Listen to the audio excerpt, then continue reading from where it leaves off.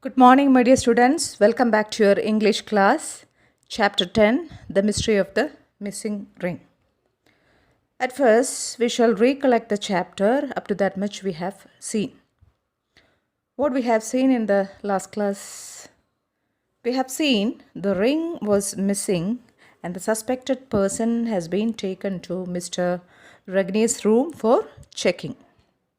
Miss Suskind and the salesman started searching for the ring. Just then, a girl who was looking through Undertaker's window for a long time came into the shop. Now, we shall see what will happen in the story or how the story will end. Here we shall start. Take page number 112. When I saw her closer, I noticed several things. She was a gentlewoman, but poor. I thought she hasn't come to buy anything but perhaps to sell. So when I looked at the girl, when I watched the girl, I very close, I understood that the girl's looks shows she belongs to the higher class. But she might be poor and she has come not to buy things but to sell.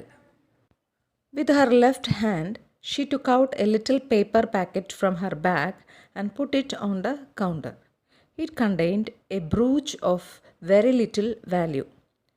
Would you please mend this for me? She asked. I said, I'm sorry, we don't do repairs.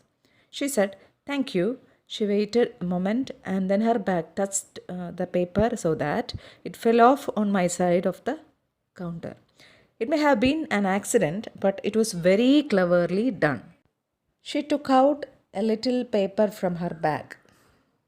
She used her left hand for taking out the paper. She took out a brooch from her bag which values very little and asked me whether I can repair that brooch. I said that we will not do repairs. Then she said thanks to me and waited for a moment there. Then her bag touched the paper and it fell down the side of the counter. It was not an accident, she had done it intentionally. I bent down to pick it up. Then suddenly, everything became clear to me. I saw the answer to the mystery of the missing ring. I handed the brooch back to her. She put it in her bag, but she turned to go. I said, one moment, please. She acted as if she had not heard me. I said, Madam, if you don't stop, I will press the alarm. She stopped. I said, we don't want any unpleasantness, so please hand over the ring that you have in the left pocket of your coat. The girl turned pale. She gave me the ring and ran out of the shop. Then I bent down to pick the paper and I became aware of an idea of the missing ring. I handed over the brooch to her. Then she turned to go. Then I asked her to wait a moment.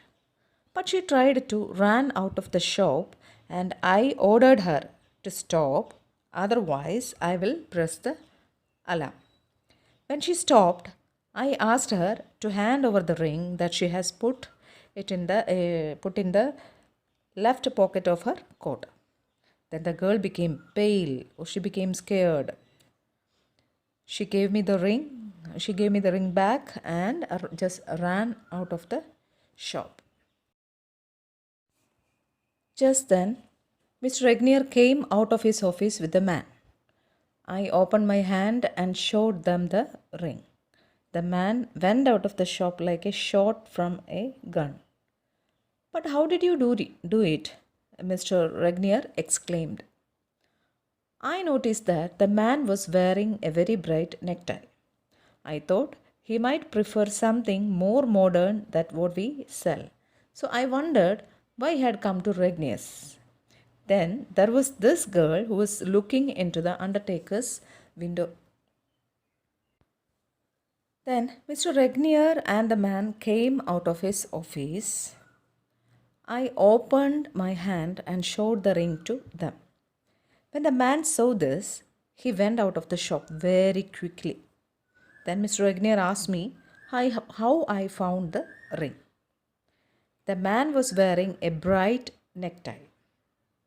So I think he will be a man with modern thinking. Then why he came into our antique shop?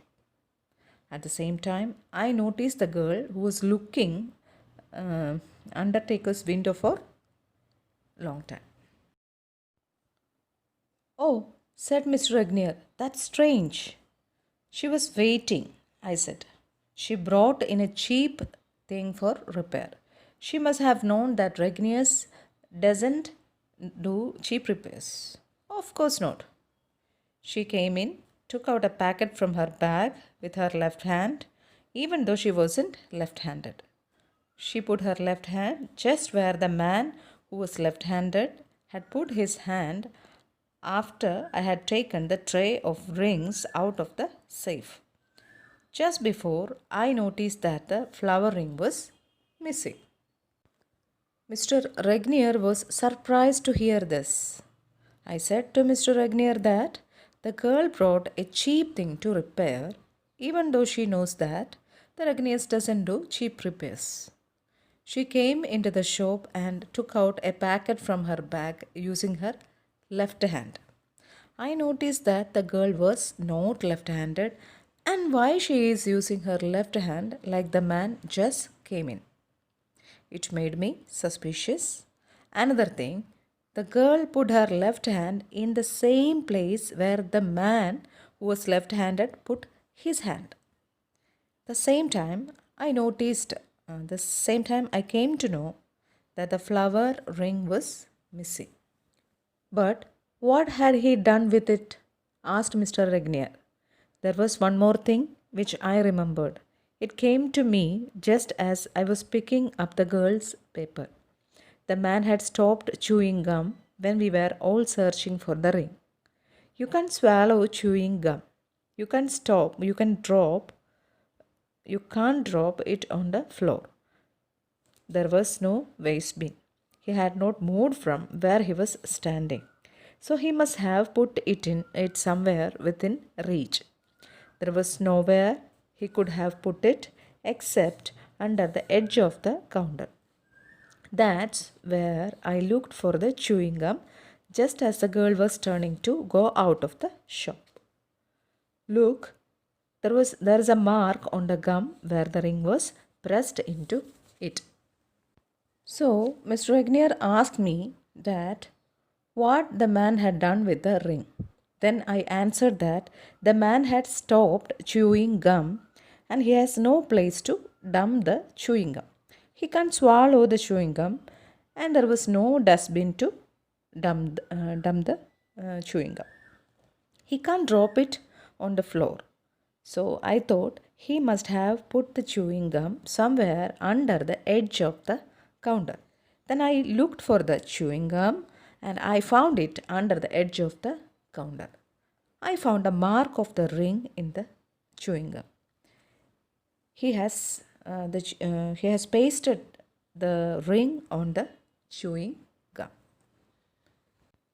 Here ends the chapter. And before ending, I need to say about the writer also. The story is written by Nicholas Bentley. He was a British author and illustrator. He is best known for his humorous cartoon drawings in books and magazines in the 1930s and 1940s. That's the end of the chapter, The Mystery of the Missing Ring. Now go through the chapter and meanings. Try to write down the summary of this chapter in your own words. Okay? That's all for today. Thank you. Goodbye.